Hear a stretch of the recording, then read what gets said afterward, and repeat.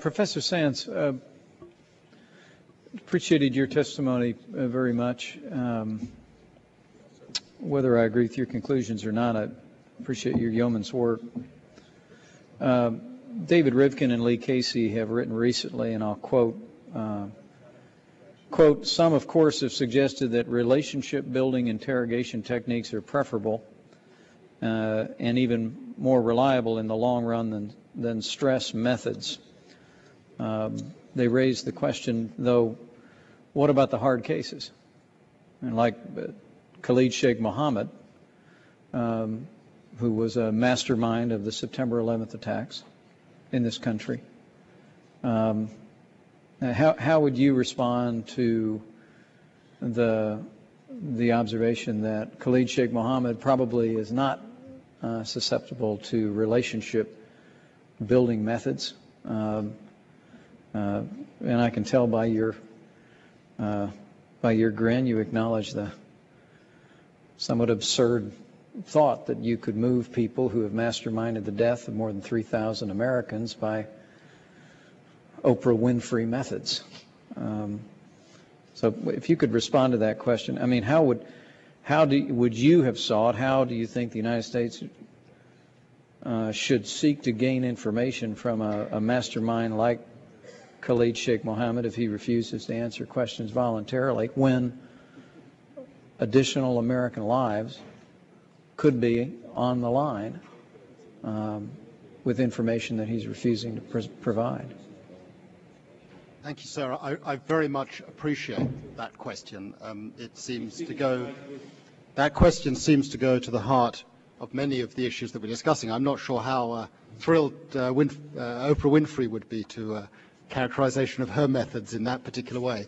I think I've got to say, by way of outset, I come from a country which spent 15 years involved in facing terrorism on the streets. I mean, I grew up in a country where my mother wouldn't let me go shopping on Oxford Street because bombs were going off at times on a weekly basis. And that experience has had a very profound effect on how the United Kingdom addresses precisely the question that you have addressed. And the thinking in the British military and the thinking across the board politically, it's really not a left-right issue. It's a broad consensus in the United Kingdom, is that coercion doesn't work. That the experience of the United Kingdom, which moved in the early 1970s to use techniques that were very similar to those that were used on detainee 063, hooding, stress positions, humiliation, and so on and so forth, didn't work. The view is taken in the United Kingdom that it extended the conflict with the IRA probably by between 15 and 20 years. Because what it did was that it outraged the community that was associated with those who were subject to these particular techniques. And it created a breeding ground, a recruiting ground, which made it impossible for the British government, if you like, to persuade those who were associated with the IRA but had not crossed the line into use of violence to think another way.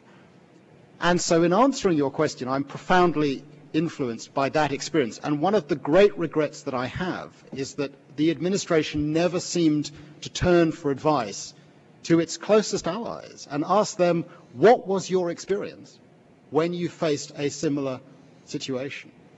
And the answer they would have got from whatever government it was, Conservative, Labour, is don't go down the route, one, of using coercion, and two, don't call it a war on terror. Why?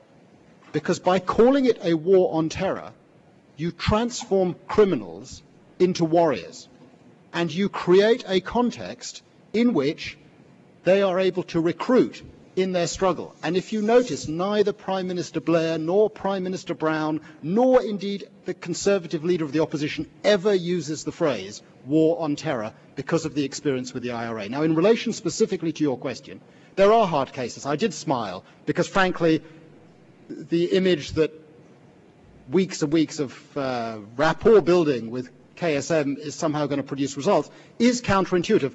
But the reality is we don't know. And I spoke in my investigation to a lot of interrogators, military, FBI, who basically said coercion doesn't work. You get information that they want to give you that they think is going to stop the pain from happening. And I listened just yesterday to a remarkable tape that I recommend to all the members of the committee to listen to of Senator McCain, a man who has first-hand experience of this situation, a brave man, describing in a 1997 interview with Dan Rather how he broke and owned up and signed a confession to having personally targeted men and women, children, in North Vietnam because he was facing such conditions that he could no longer cope. And that, I think, is the reality. I've firmly come to the view that coercion doesn't work, and it has such a negative backlash in terms of the consequences that the better price to pay is not to go down that route at all.